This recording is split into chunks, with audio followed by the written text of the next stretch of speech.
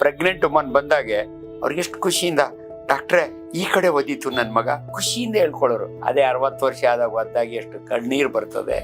ಇದು ತಪ್ಪು. ಯಾವ ಮಕ್ಕಳು ತಂದೆ ತಾಯಿ ನೋಡ್ಕೊಳ್ಳಲ್ಲ, ಅವ್ರ ಪ್ರಾಪರ್ಟಿ ಅವ್ರಿಗೆ ಹೋಗ್ಬಾರ್ದು ಅಂತ ಮಾಡಿದ್ದಾರೆ. ಎತ್ತು ಒತ್ತ ತಂದೆ ತಾಯಿಗಳನ್ನು ಯಾರು ನೋಡ್ಕೊಳ್ಳಲ್ಲ, ಮಗಳಾಗಲಿ ಮಗನಾಗಲಿ ನಾಲಾಯಕ ಜನ ಅಂತೀವಿ ನಾವು. ಅಪ್ಪ ಅಮ್ಮನೇ ನೋಡ್ಕೊಳ್ಳಲ್ಲ ತುಂಬಾ ಜನ. ಈಗ ಎಲ್ಲ ಕೆಲಸ ಅದು ಇದು ಅಂತ ಅನ್ಕೊಂಡು ಹೋಗ್ಬಿಡ್ತಾರೆ, ವೃದ್ಧಾಶ್ರಮಕ್ಕೆ ಸೇರಿಸ್ತಾರೆ. ಅಂತದ್ರಲ್ಲಿ ಇಂತಿಂತ ದೊಡ್ಡ ದೊಡ್ಡ ಕಾಯಿಲೆಗಳು ಬಂದಾಗಂತೂ ಹೆಚ್ಚೆ ಮಾಡಲ್ಲ, ಅದಕ್ಕೆ ಸೇರ್ಸಲ್ಲ. ಅಂತವ್ರಿಗೆ ಏನಾದ್ರು ಹೇಳಕ್ ಇಷ್ಟಪಡ್ತೀರಾ ಸರ್? ಇದು ಬಹಳ ತಮಾಷೆಗೆ ಹೇಳ್ತೀನಿ ನಾನು. ನಾವೆಲ್ಲ MBBS ಹೌಸ್ ಸರ್ಜನ್ ಇದ್ದಾಗೆ ಡೆಲಿವರಿ ಮಾಡ್ಬೇಕಾಗಿತ್ತು ನಾವು. ಆ ಪ್ರೆಗ್ನೆಂಟ್ ವುಮನ್ ಬಂದಾಗೆ ಅವ್ರಿಗೆ ಎಷ್ಟು ಖುಷಿಯಿಂದ ಡಾಕ್ಟ್ರೆ ಈ ಕಡೆ ಒದಿತು ನನ್ನ ಮಗ, ಬೇಬಿ ಕಿಕ್ ಹೊಡೆಯುತ್ತೆ ಒಳಗಡೆ ಗರ್ಭಕ್ಕೆ, ಈ ಕಡೆ ಹೊಡಿತು ಖುಷಿಯಿಂದ ಹೇಳ್ಕೊಳ್ಳೋರು. ಅಮ್ಮ ಈಗ ನೋಡಿದ್ರೆ ಮಗ ಹೊಟ್ಟೆ ಒಳಗೆ ಒದ್ದಾಗಿ ಖುಷಿ ಆಗುತ್ತೆ. ಅದೇ 60 ವರ್ಷ ಆದಾಗ ಒದ್ದಾಗಿ ಎಷ್ಟು ಕಣ್ಣೀರು ಬರ್ತದೆ. ಇದು ತಪ್ಪು. ಯಾವುದೇ ಮಕ್ಕಳು ತಂದೆ ತಾಯಿಗೆ ಗೌರವ ಕೊಡಬೇಕು. ಇವತ್ತು ಲಾ ಕೂಡ ಭಾಳ ಚೇಂಜ್ ಆಗ್ತಾ ಇದೆ. ಯಾವ ಮಕ್ಕಳು ತಂದೆ ತಾಯಿ ನೋಡ್ಕೊಳ್ಳಲ್ಲ, ಅವ್ರ ಪ್ರಾಪರ್ಟಿ ಅವ್ರಿಗೆ ಹೋಗ್ಬಾರ್ದು ಅಂತ ಮಾಡಿದ್ದಾರೆ.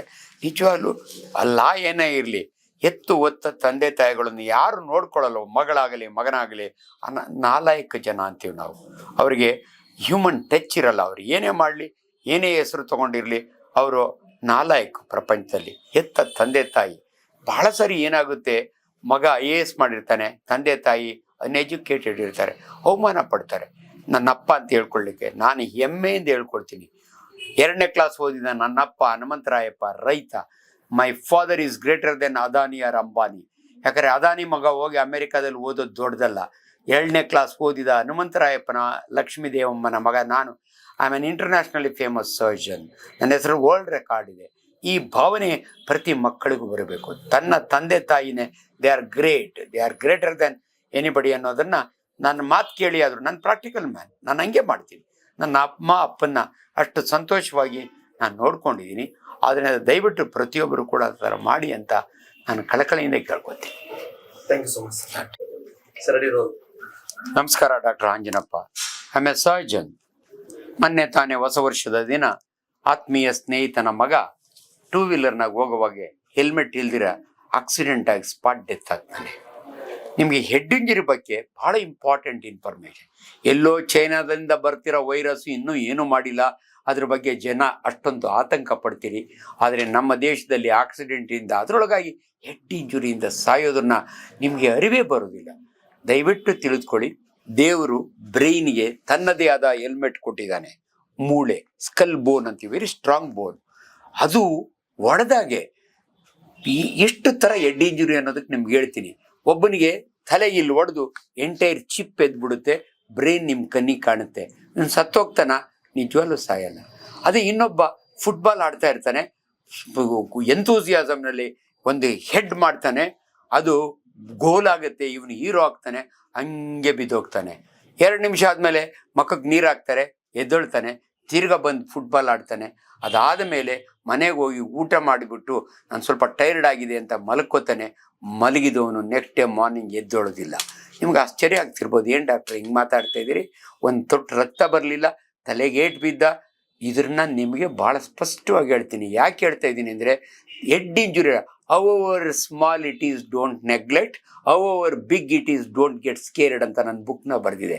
ಚಿಪ್ಪೆ ಎದ್ದುಬಿಟ್ಟಿರ್ತದೆ, ಹೆದರ್ಕೋಬೇಡಿ, ಸತ್ತು ಹೋಗೋದಿಲ್ಲ. ಆದರೆ ಏಟು ಬಿದ್ದಿರುತ್ತೆ, ಆಚೆ ಕಡೆ ರಕ್ತನೂ ಬಂದಿರಲ್ಲ, ಬೆಳಿಗ್ಗೆ ಅಷ್ಟೊತ್ತಿಗೆ ಸತ್ತೋಗ್ತಾನೆ. ಇದು ಯಾಕಾಗುತ್ತೆ ಅಂದರೆ ನೋಡಿ, ಅವನಿಗೆ ಏಟು ಬಿದ್ದಾಗೆ ಬ್ರೈನ್ ಶೇಕ್ ಆಗುತ್ತೆ. ಅದನ್ನು ನಾವು ಕಂಕಷನ್ ಅಂತೀವಿ.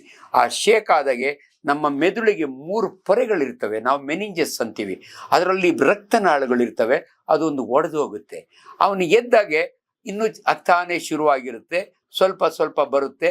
ಅವನ ಮನೆಗೆ ಹೋಗಿ ಮಲ್ಕೊಂಡ್ಮೇಲೆ ಇಡೀ ರಾತ್ರಿ ಅದು ಸೋರಿ ಬ್ರೈನ್ನ ಒಂದು ಕಡೆ ತಳ್ಳಿಬಿಟ್ಟು, ಬ್ರೈನ್ ಸ್ಟೆಮ್ ಅಂತಿರುತ್ತೆ, ಉಸಿರಾಟದ ಸೆಂಟ್ರಲ್ಲಿರುತ್ತೆ, ಅವನು ಮಲಗಿದ್ದಾಗೆ ಸತ್ತೋಗಿರ್ತಾನೆ. ಮತ್ತು ಏನು ಮಾಡಬೇಕು?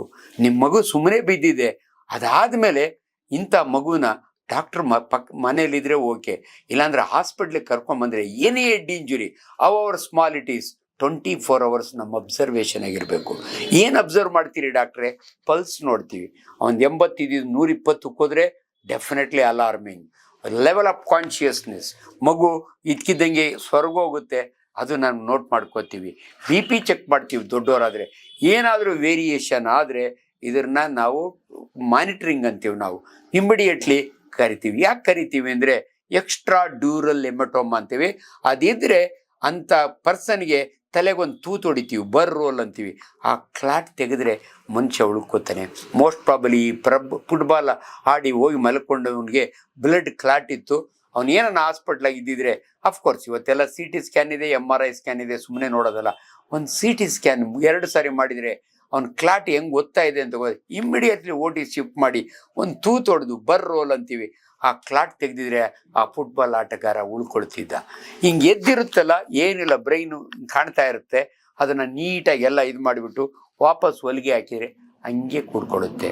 ಇಂಥ ಅನೇಕ ವಿಚಾರಗಳು ಇಂಟ್ರಾಕ್ರೇನಿಯಲ್ ಬ್ಲೀಡಿಂಗ್ ಅಂತೀವಿ. ಇದು ಆದಂಗೆ ನೋಡ್ಕೋಬೇಕು. ಅದಕ್ಕೆ ಏನಾದರೂ ಲಕ್ಷಣಗಳಿದಾವ ಡಾಕ್ಟ್ರೆ? 2-3 ಏಟು ಬಿದ್ದಾಗ ಯಾರನ್ನ ಹತ್ತಿರ ಇದ್ದರೆ ಅವನಿಗೆ ಜ್ಞಾನ ಎಷ್ಟೊತ್ತು ತಪ್ಪೋಗಿತ್ತು ಅದನ್ನು ನೋಟ್ ಮಾಡಬೇಕು. 2ನೇದು ಕಿವಿ, ಮೂಗು, ಗಂಟ್ಲಿಂದ ನೀರು ಅಥವಾ ಬ್ಲಡ್, ನೀರು ಅಂದರೆ ಒಳಗಡೆ CSF ಅಂತೀವಿ ನಾವು, ಸೆರೆಬ್ರೋ ಸ್ಪೈನಲ್ ಫ್ಲೂಯಿಡ್ ಲೀಕ್ ಆಗ್ತಾ ಇದ್ರೆ it is a dangerous sign. 3ನೇದು ಏಟು ಬಿದ್ದ ಮೇಲೆ ಹೆಂಗಾಯಿತು ಏನು ಬಿಟ್ಟು ಟೆಂಪರರಿ ಲಾಸ್ ಆಫ್ ಮೆಮೊರಿ. ಅದಾದಮೇಲೆ ಬಳಕ್ಕಂತ ವಾಂತಿ ಮಾಡ್ತಾರೆ. ವಾಂತಿ ಮಾಡೋ ಹೋಗಿ ಯಾವಾಗಲೂ ಕೂಡ ನಾವು ನಾಸಿಯ ಬಂದು ವಾಮಿಟ್ ಮಾಡ್ತಾರೆ. ಯಾರನ್ನ ಒಬ್ಬ ತಲೆಗೆ ಏಟು ಬಿದ್ದ ಮೇಲೆ ಸುಮ್ಮನೆ ಇದಕ್ಕಿದಂಗೆ ಬಳಕ್ಕಂತ ವಾಂತಿ ಮಾಡಿದರೆ ಇದು ಪ್ರೊಜೆಕ್ಟೈಲ್ ವಾಮಿಟಿಂಗ್ ಅಂತ. ಇಷ್ಟು ಇದ್ದಾಗೆ ನೀವು ಕೇರ್ಫುಲ್ ಆಗಿರಬೇಕು. ಇದುವರೆಗೂ ಎಷ್ಟು ಜನ ಅಬ್ಸರ್ವೇಷನ್ ಈ ವಿಚಾರಗಳು ಗೊತ್ತಿಲ್ಲದಿರ ಸತ್ತೋಗಿದ್ದಾರೆ ಅಂದರೆ ನಿಮ್ಗೆ ಆಶ್ಚರ್ಯ ಆಗುತ್ತೆ. ಅದನ್ನು ದಯವಿಟ್ಟು ನಾನೊಬ್ಬ ಜವಾಬ್ದಾರಿ ಸರ್ಜನ್ ಆಗಿ ಈ ವಿಚಾರವನ್ನು ಹೊಸ ವರ್ಷದ ಬಿಗಿನಿಂಗ್ನಲ್ಲಿ ಹೇಳ್ತಾ ಇದ್ದೀನಿ. ದಯವಿಟ್ಟು ತಲೆಗೆ ಪೆಟ್ಟು ಬಿದ್ದಾಗ, ಆ್ಯಂಡ್ ನಮ್ಮ ದೇಶದಲ್ಲಿ ಅನ್ಫಾರ್ಚುನೇಟ್ಲಿ ಯಾವುದೇ ಆಕ್ಸಿಡೆಂಟ್ನಲ್ಲಿ ಅನ್ಕಾನ್ಷಿಯಸ್ ಇದ್ದರೆ ಮೊದಲು ನೀರು ಕುಡಿಸೋಕ್ಕೆ ನೋಡ್ತೀರಿ. ದಯವಿಟ್ಟು ನೀರು ಕುಡಿಸ್ಬೇಡಿ. ಯಾವುದೇ ಆಕ್ಸಿಡೆಂಟ್ ಆಗಲಿ ಅವ್ನು ಬಡ್ಕೋತಾ ಇದ್ರೆ ನೀರು ಕೇಳಿದರೆ ಕೊಡಿ. ದಯವಿಟ್ಟು ಸೆಮಿ ಕಾನ್ಷಿಯಸ್ ಅರ್ಧ ಜೀವ ಆಗಿರೋ ಮನುಷ್ಯನಿಗೆ ನೀವು ನೀರು ಕುಡಿಸಿದರೆ ಅದು ಜಠರದಲ್ಲಿ ಹೋಗೋದ್ರ ಬದಲು ಶ್ವಾಸಕೋಶಕ್ಕೆ ಹೋಗಿ ಆಸ್ಪಿರೇಷನ್ ಡೆತ್ ಅಂತೀವಿ. ನೀವು ಕುಡಿಸಿದ ನೀರು ಜೀವಜಲ, ಜೀವ ಉಳಿಯುತ್ತೆ. ಕೆಂಪೇಗೌಡ ಹಾಸ್ಪಿಟಲ್ ಅವರು ಉಳ್ಕೋತಾನೆ ಅಂತ ನೀವೇನು ಅನ್ಕೋತೀರ, ಅದು ನಿಮ್ಮ ತಪ್ಪು ಭಾವನೆ.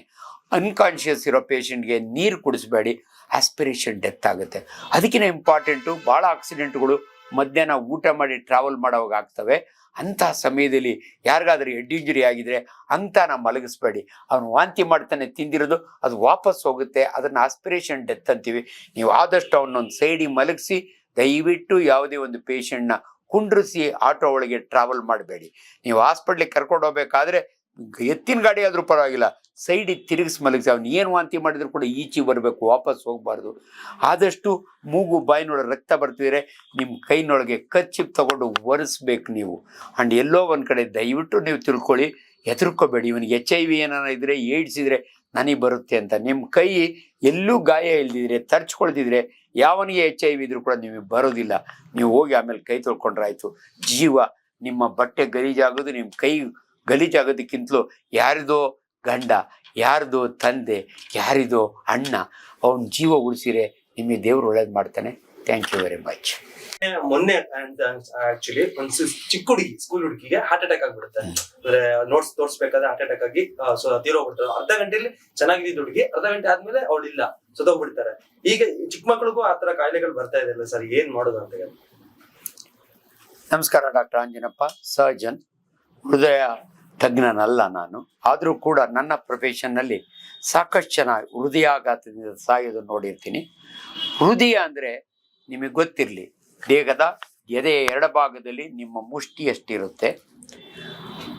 ಕೆಲವರಿಗೆ ಅಪರೂಪಕ್ಕೆ ಬಲಗಡೆ ಡೆಕ್ಸ್ಟ್ರೋಕಾರ್ಡಿಯಾ ಅಂತೀವಿ ನಾವು. ಈ ಹೃದಯಕ್ಕೆ ಮೊನ್ನೆ ತಾನೇ ಒಂದು ಹುಡುಗಿ ಚಿಕ್ಕ ವಯಸ್ಸಿಂದು ಹಾರ್ಟ್ ಅಟ್ಯಾಕ್ ಆಗಿ ಸತ್ತೋಗಿದೆ ಅಂತ ನ್ಯೂಸ್ನಲ್ಲಿ ಬಂತು. ನಿಮಗೆ 3 ಬಹಳ ಇಂಪಾರ್ಟೆಂಟ್ ಟರ್ಮಿನಾಲಜಿ ಹೇಳ್ತೀನಿ. ಹೃದಯಕ್ಕೆ ಸಂಬಂಧಿಸಿದಂತೆ ಹೃದಯಾಘಾತ ಬೇರೆ, ಹಾರ್ಟ್ ಅಟ್ಯಾಕ್. ಹೃದಯ ಸ್ತಂಭನ ಬೇರೆ, ಹಾರ್ಟು ನಿಂತೋಗುತ್ತೆ, ಕಾರ್ಡಿಯಾಕ್ ಅರೆಸ್ಟ್ ಅಂತೀವಿ. 3ನೇದು ಕಾರ್ಡಿಯಾಕ್ ಫೇಲ್ಯೂರ್. ಈ 3 ಬೇರೆ ಬೇರೆ ಕಂಡೀಷನ್ಸು. ನಿಮ್ಗೆ ಈ ಮಗುಗೆ ಇಷ್ಟು ಚಿಕ್ಕ ವಯಸ್ಸಿಗೆ ಯಾಕೆ ಅಟ್ಯಾಕ್ ಆಯಿತು ಅಂದರೆ ಅದು ಹಾರ್ಟ್ ಅಟ್ಯಾಕ್ ಅಲ್ಲ, ಕಾರ್ಡಿಯಾಕ್ ಅರೆಸ್ಟ್ ಅಥವಾ ಕಾರ್ಡಿಯಾಕ್ ಫೇಲ್ಯೂರ್. ಅದು ಯಾಕೆ ಅಂತ 2 ನಿಮಿಷದಲ್ಲಿ ನಿಮ್ಗೆ ಉತ್ತರ ಹೇಳ್ತೀನಿ. ಮೊದಲನೇದಾಗಿ, ಸರ್ವೇ ಸಾಮಾನ್ಯ ಯಾರಿಗೆ ಬೇಕಾದರೂ ಹಾರ್ಟ್ ಅಟ್ಯಾಕ್ ಆಗ್ಬೋದು. ಹಂಗಂದ್ರೆ ಏನ್ರಿ ಡಾಕ್ಟ್ರೆ? ನೋಡಿ, ನನ್ನ ಬೆರಳು ಪಿಂಕ್ ಆಗಿದೆ, ಜೀವಂತ ಇದೆ, ಇದಕ್ಕೊಂದು ರಬ್ಬರ್ ಬ್ಯಾಂಡ್ ಹಾಕ್ಬಿಟ್ಟು ಟೈಟಾಗಿ 4 ಅವರ್ಸ್ ಬಿಟ್ಟುಬಿಟ್ಟ ಅಂದರೆ ಇದು ಕಪ್ಪಗಾಗುತ್ತೆ, ಸತ್ತೋಗುತ್ತೆ. ಅದರ ಗ್ಯಾಂಗ್ರೀನ್ ಅಂತೀವಿ. ಆಮೇಲೆ ಬೆಳ್ಳು ತೆಗೆದಾಕ್ತೀವಿ. ಅದೇ ರೀತಿ ನಿಮ್ಮ ಹೃದಯಕ್ಕೆ 3 ರಕ್ತನಾಳಗಳಿದ್ದಾವೆ. ಇದು ಯಾಕೆ ಸತ್ತೋಗುತ್ತೆ ಅಂದರೆ ಈ ರಕ್ತನಾಳ ಡಿಜಿಟಲ್ ವೆಸಲ್ ಅಂತೀವಿ. ಆಹಾರ ಅಂದರೆ ಗ್ಲೂಕೋಸು ನಿಮ್ಮ ಹೊಟ್ಟೆಯೊಳಗೆ ಡೈಜೆಸ್ಟ್ ಆಗಿದ್ದು ಮತ್ತು ಆಕ್ಸಿಜನ್ ಇವೆರಡನ್ನು ಇಲ್ಲಿವರೆಗೂ ತೊಗೊಂಡೋಗುತ್ತೆ. ಇದು ಬದುಕುತ್ತೆ. ಇವೆರಡನ್ನು ಡಿಪ್ರೈವ್ ಮಾಡಿದರೆ ಸತ್ತೋಗುತ್ತೆ. ಎಷ್ಟು ಅವರ್ ಬೇಕು? 4 ಅವರ್. ಯಾಕಂದರೆ ಇದು ಸ್ಕೆಲೆಟಲ್ ಮಸಲ್ ಅಂತೀವಿ. ನಿಮ್ಮ ದೇಹದಲ್ಲಿ 655 ಸ್ಕೆಲೆಟಲ್ ಮಸಲ್ಗಳಿದ್ದಾವೆ. ಆದರೆ ಹೃದಯದ ಮಾಂಸಖಂಡ ಇದೆಯಲ್ಲ, ಇಟ್ಸ್ ಎ ಸ್ಪೆಷಲ್ ಮಸಲ್, ಮಯೋಕಾರ್ಡಿಯಮ್ ಅಂತೀವಿ. ನಿಮ್ಮ ಹೃದಯಕ್ಕೂ 3 ಬ್ಲಡ್ ವೆಸಲ್ ಇರ್ತವೆ, ಕರೋನರಿ ವೆಸಲ್ ಅಂತೀವಿ ನಾವು. ಈ ವೆಸಲ್ ಏನಾದರೂ ಬ್ಲಾಕ್ ಆಯಿತು ಅಂದರೆ 5 ನಿಮಿಷಕ್ಕೆ ನಿಮ್ಮ ಹಾರ್ಟ್ ಇಷ್ಟಾಗಲ್ಲ, ಸತ್ತೋಗುತ್ತೆ. ಅದನ್ನು ನಾವು ನಮ್ಮ ಭಾಷೆಯಲ್ಲಿ MI ಅಂತೀವಿ, ಮಯೋಕಾರ್ಡಿಯಲ್ ಇನ್ಫಾಕ್ಷನ್. ನಿಮ್ಮ ಭಾಷೆಯಲ್ಲಿ ಇದನ್ನೇ ಹಾರ್ಟ್ ಅಟ್ಯಾಕ್ ಅನ್ನೋದು. ಸೊ ಯಾರೋ ಒಬ್ಬರಿಗೆ ಇದ್ಕಿದ್ದಂಗೆ ಎದೆ ನೋವು ಬಂತು ಅಂದರೆ ಹಾರ್ಟ್ ಅಟ್ಯಾಕ್ ಆಗಿದೆ, ಸತ್ತೋಗಲ್ಲ. ಹಾಸ್ಪಿಟ್ಲಿಗೆ ಹೋಗೋವ್ರಿಗೂ ಟೈಮ್ ಇರುತ್ತೆ. ಆದರೆ 3 ವೆಸಲ್ಸ್ ಒಂದೇ ಸಾರಿ ಬ್ಲಾಕ್ ಆಯಿತು ಅಂದರೆ ಹಾರ್ಟು ಟಕ್ ಅಂತ ನಿಂತೋಗುತ್ತೆ. ಅದನ್ನು ನಾವು ಕಾರ್ಡಿಯಾಕ್ ಅರೆಸ್ಟ್ ಅಂತೀವಿ. ಆಮೇಲೆ ಈ ಹಾರ್ಟ್ ಅಟ್ಯಾಕ್ ಒಂದಿಂದಲ್ಲ ಆಗಲ್ಲ. ಈ ಕೊಲೆಸ್ಟ್ರಾಲು ನಿಮ್ಮ ರಕ್ತನಾಳದಲ್ಲಿ ಡಿಪಾಸಿಟ್ ಆಗ್ತಾ ಹೋಗುತ್ತೆ ಚಿಕ್ಕ ವಯಸ್ಸಿಂದಲೂ ಕೂಡ. ಆದರೆ ಒಂದು ಪರ್ಟಿಕ್ಯುಲರ್ ಸ್ಟೇಜಿಗೆ ಬಂದಾಗೆ ಅದು 90% ಇದಾದಾಗೆ ಹಾರ್ಟ್ ಅಟ್ಯಾಕ್ ಆಗುತ್ತೆ. ಇನ್ನೊಂದು 2ನೇ ಪದ ನಿಮಗೆ ಹೃದಯ ಚೆನ್ನಾಗೇ ಇರ್ತಾರೆ. ಸೊ ಪುನೀತ್ ರಾಜ್ಕುಮಾರ್ಗಾದಾಗೆ ಅವತ್ತು ನಾನು ಮಾತನಾಡಿದೆ. ಅನ್ಫಾರ್ಚುನೇಟ್ಲಿ ವೆರಿ ಹೆಲ್ತಿ ಮ್ಯಾನ್, ಅವನಿಗೂ ಕೂಡ ಹಾರ್ಟ್ ಅಟ್ಯಾಕ್ ಆಗುತ್ತೆ. ಸಾಕಷ್ಟು ಸಮಯ ಇರುತ್ತೆ. ಅನ್ಫಾರ್ಚುನೇಟ್ಲಿ ಅವನು ಉಳಿಬೋದಿತ್ತೇನೋ, ಬಟ್ ಹಣೆ ಬರ ಉಳಿಲಿಲ್ಲ. ಇನ್ನು ಕೆಲವರು, ಈಗ ರಾಘವೇಂದ್ರ ರಾಜ್ಕುಮಾರ್ ವೈಫು ಫಾರಿನಳು ಸತ್ತೋಗ್ತಾರೆ. ಆಕೆ ಯಂಗ್ ಲೇಡಿ, ಹಾರ್ಟ್ ಚೆನ್ನಾಗಿರುತ್ತೆ, ಇದ್ಕಿದ್ದಂಗೆ ಸತ್ತೋಗ್ತಾಳೆ. ಇದನ್ನು ನಾವು ಕಾರ್ಡಿಯಾಕ್ ಅರೆಸ್ಟ್ ಅಂತೀವಿ. ನಿಮಗೆ ಸಿಂಪಲ್ ಎಕ್ಸಾಂಪಲ್ ಕೊಡ್ಬೇಕಂದ್ರೆ, ಗಂಡ ಹೆಂಡತಿ ಜಗಳದಲ್ಲಿ, ಅವ್ರದ್ದು ಜಗಳ ಅಲ್ಲ ಬಿಡಿ, ಸುಮ್ಮನೆ ಹೇಳ್ತಾ ಇದ್ದೀನಿ, ತೆಗೆದು ಗಂಡ ಅವನ್ನ ಕಪಾಳ ಕೊಡ್ದ ಅಂದರೆ ಹೆಂಡತಿ ಸತ್ತು ಬಿದ್ದಿರ್ತಾಳೆ. ಯಾಕಂದರೆ ಅವ್ರ ಹೃದಯ ನಿಂತೋಗುತ್ತೆ. ಯಾಕೆ ನಿಂತೋಗುತ್ತೆ ಅಂದರೆ ಕಪ್ಪಾಳದ ಏಟು, ಇದು ಈ ನರ ಹೃದಯಕ್ಕೆ ಸಪ್ಲೈ ಮಾಡೋ ನರ. ಗಂಡು ಮಕ್ಕಳಿಗೆ ಬೀಜದ ನರ 3 ಒಂದೇ, ವೇಗಸ್ ನರ್ವ್ ಅಂತೀವಿ. ಈ ನರ್ವ್ನ ಸ್ಟಿಮ್ಯುಲೇಟ್ ಮಾಡಿದರೆ, ಯಾರಾದರೂ ಬೀಜ ಇಚ್ಕಿದ್ರೆ, ಜಾಡಿಸಿ ಒದ್ರೆ ಸತ್ತು ಬಿದ್ದಿರ್ತಾನೆ. ಇದನ್ನು ನಾವು ಕಾರ್ಡಿಯಾಕ್ ಅರೆಸ್ಟ್ ಅಂತೀವಿ. ಅದಕ್ಕೆ ಭಾಳ ಜನ ಕೇಳ್ತೀನಿ, ಕಪಾಳ ಕೊಡಿಬೇಡಿ, ಬೀಜಕ್ಕೆ ಒದಿಬೇಡಿ ಅಂತ ಹೇಳ್ತೀನಿ. 3ನೇದು ನೋಡಿ, ನಮ್ಮ ಹೃದಯಕ್ಕೆ ಎಲೆಕ್ಟ್ರಿಕ್ ಕನೆಕ್ಷನ್ ಇದೆ, ಬ್ರೈನ್ಗೂ ಎಲೆಕ್ಟ್ರಿಕ್ ಕನೆಕ್ಷನ್ ಇರುತ್ತೆ, SA ನೋಡ್ ಅಂತ ಇರುತ್ತೆ. ಹೃದಯ ಬಡ್ಕೋಬೇಕಾದ್ರೆ ಎಲೆಕ್ಟ್ರಿಕಲ್ ಕನೆಕ್ಷನ್ ಚೆನ್ನಾಗಿರಬೇಕು. ಅದಕ್ಕೆ ಪೇಸ್ ಮೇಕರ್ ಹಾಕ್ಸ್ಕೊತಾರೆ ಕೆಲವರು. ಸೊ ಈ ಎಲೆಕ್ಟ್ರಿಕ್ ಫೇಲ್ಯೂರ್ ಆದರೆ ಹೃದಯ ನಿಂತೋಗುತ್ತೆ. ಸೊ ಮೊನ್ನೆ ಸತ್ತಂಥ ಹುಡುಗಿಗೆ ಪ್ರಾಬಬಲಿ ಏನು ಪೋಸ್ಟ್ ಮಾರ್ಟಮ್ ಮಾಡಿದಿರೋ ಗೊತ್ತಾಗಲ್ಲ. ಅನೇಕ ಮಕ್ಕಳಿಗೆ ಹುಟ್ಟುವಾಗೆ ಡಿಫೆಕ್ಟ್ ಇರುತ್ತೆ, ವ್ಯಾಲ್ವುಲಾರ್ ಡಿಫೆಕ್ಟ್ ಇರುತ್ತೆ, ಹೋಲ್ ಇರುತ್ತೆ. ಅದು ಪ್ರಾಬಬಲಿ ಏನಕ್ಕಾದ್ರೂ ಒಂದ್ಸರಿ ತಂದೆ ತಾಯಿ ಚೆಕ್ ಮಾಡಿಸಿದ್ರೆ ಅದನ್ನು ಕರೆಕ್ಟ್ ಮಾಡ್ಬೋದಿತ್ತು. ಆದರೆ ಈ ಮಗುಗೆ ಹಾರ್ಟ್ ಅಟ್ಯಾಕ್ ಅಲ್ಲ, ಕಾರ್ಡಿಯಾಕ್ ಅರೆಸ್ಟ್ ಆಗಿರುತ್ತೆ. ಅದನ್ನು ದಯವಿಟ್ಟು ಯಾರು ಹೆದರ್ಕೋಬೇಡಿ.